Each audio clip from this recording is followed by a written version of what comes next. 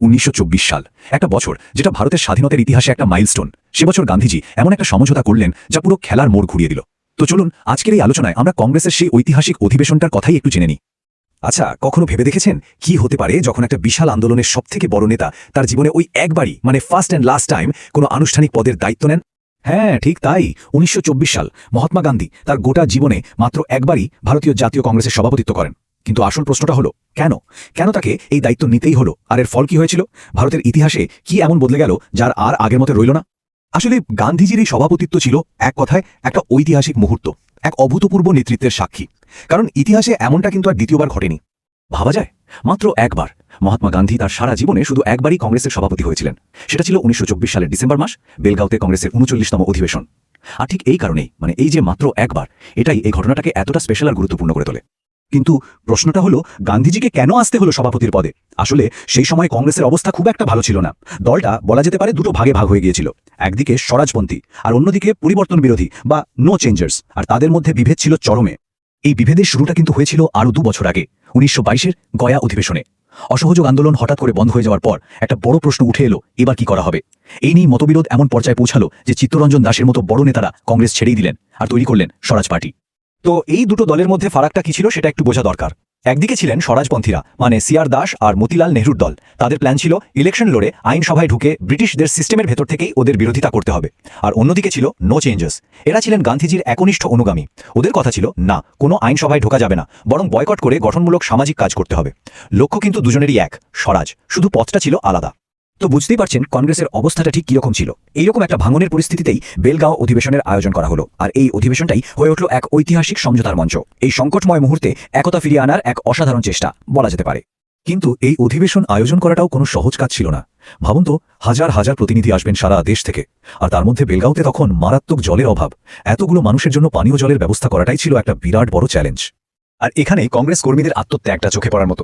তারাই জলের সমস্যা মেটানোর জন্য নিজেরাই একটা গভীর কুয়ো খুঁড়ে ফেললেন, নাম দিলেন পম্পা সরোবর। আর সবচেয়ে অবাক করার মতো ব্যাপার কি জানেন? কংগ্রেস স্কুপ নামে পরিচিত সেই কুয়োটা আজও বেলগাঁওয়ের আশেপাশের এলাকায় জল সরবরাহ করে। ইতিহাস কিভাবে বর্তমানের সাথে জুড়ে যায় দেখুন। তো গান্ধীজি তার সভাপতির ভাষণে অহিংস অসহযোগের আদর্শকেই আবার সবার সামনে তুলে ধরলেন।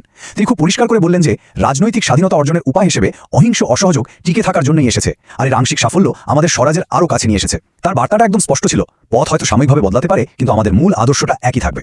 এই অধিবেশনের একদম কেন্দ্রবিন্দু ছিল গান্ধী স্বরাজিস্ট প্যাক্ট বা চুক্তিটা। কি ছিল এই চুক্তিতে? খুব সহজ করে বললে, স্বরাজপন্থীদের আইনসভায় কাজ করার অনুমতি দেওয়া হলো, কিন্তু তার বিনিময়ে কয়েকটা শর্তও ছিল। যেমন কংগ্রেসের প্রত্যেক সদস্যকে চরকায় সুতো কাটতে হবে আর খাদি পরতে হবে, আর সেই সঙ্গে হিন্দু মুসলিম ঐক্য আর অস্পৃশ্যতা দূর করার জন্য মন দিয়ে কাজ করতে হবে। এই সমঝোতাটা কিন্তু শুধু দলের ভাঙনটাই আটকালো না, বরং পুরো স্বাধীনতা সংগ্রামের জন্য একটা নতুন রাস্তাও খুলে দিল। এই অধিবেশনে এমন কিছু প্রস্তাব পাশ হলো যা গোটা আন্দোলনটাকেই একটা নতুন দিশা দেখাল। সবচেয়ে বড় পরিবর্তনটা এলো কংগ্রেসের মেম্বারশিপের নিয়মে। গান্ধীজি তার কনস্ট্রাকটিভ প্রোগ্রাম বা গঠনমূলক কর্মসূচিকে একেবারে দলের মূল কাঠামোর সাথে জুড়ে দিলেন। নিয়ম হলো, এখন থেকে কংগ্রেসের সদস্য হতে হলে বিদেশি পোশাক পরা চলবে না, হাতে কাটা খাদি পরতে হবে, আর বছরে অন্তত 24,000 গজ সুতো কেটে জমা দিতে হবে। এর পেছনের আইডিয়াটা ছিল দারুণ, আন্দোলনকে শুধু রাজনৈতিক মিটিং মিছিলের মধ্যে আটকে না রেখে সাধারণ মানুষের দৈনন্দিন জীবনের একটা অংশ করে তোলা। শুধু এটাই নয়, আরও বেশ কয়েকটা গুরুত্বপূর্ণ প্রস্তাবও পাশ হয়েছিল। যেমন ভাইকমে জাতিগত বৈষম্যের বিরুদ্ধে যারা সত্যাগ্রহ করছিলেন তাদের অভিনন্দন জানানো হলো। বলা হলো যে জাতীয় শিক্ষা প্রতিষ্ঠান করতে হবে যেখানে ভারতীয় ভাষায় পড়াশোনা হবে। এমনকি বর্মা আর অন্যান্য দেশে ভারতীয়দের উপর যে অত্যাচার হচ্ছিল তারও তীব্র নিন্দা করা হলো। এই নতুন একতার শক্তিটা ঠিক কতটা, সেটা স্বরাজপন্থী নেতা চিত্তরঞ্জন দাসের একটা কথাতেই পরিষ্কার হয়ে যায়। উনি বলেছিলেন, যে মুহূর্তে কংগ্রেস শুধু প্রস্তাব পাশ করায় নয়, কাজেও একজোট হয়ে যাবে, সেদিনই ব্রিটিশ আমলাতন্ত্র খতম হয়ে যাবে। মানে একতার শক্তি যে কতখানি সেটা তিনি একেবারে চোখে আঙুল দিয়ে দেখিয়ে দিয়েছিলেন। আর বেলগাঁওয়ের এই একতাই ছিল সেই ভিত যার উপর দাঁড়িয়ে কংগ্রেস তার আসল লক্ষ্যের দিকে এগোতে শুরু করে। এই সমঝোতার পথ ধরেই কিন্তু উঠে আসে পূর্ণ স্বরাজের দাবি। মানে এবার আর ডমিনিয়ন স্ট্যাটাস নয়, চাই সম্পূর্ণ স্বাধীনতা। বেলগাঁওয়ের প্রভাবটা ছিল সত্যিই সুদূরপ্রসারী। দেখুন ঘটনাগুলো কিভাবে পরপর ঘটল। 1924-এ কংগ্রেস একজোট হলো। ঠিক 3 বছরের মাথায় 1927-এর মাদ্রাস অধিবেশনে সম্পূর্ণ জাতীয় স্বাধীনতাকেই দলের লক্ষ্য বলে ঘোষণা করা হলো। আর তার ঠিক 2 বছর পর 1929-এর লাহোর অধিবেশনে সে ঐতিহাসিক পূর্ণ স্বরাজ প্রস্তাব পাশ হয়ে গেল। আর তারই ফল হিসেবে 1930 সালের 26শে জানুয়ারি প্রথম স্বাধীনতা দিবস হিসেবে পালন করা হয়েছিল। আর এই পুরো যাত্রার সুরটা কিন্তু গান্ধীজি বেঁধে দিয়েছিলেন বেলগাঁওতেই।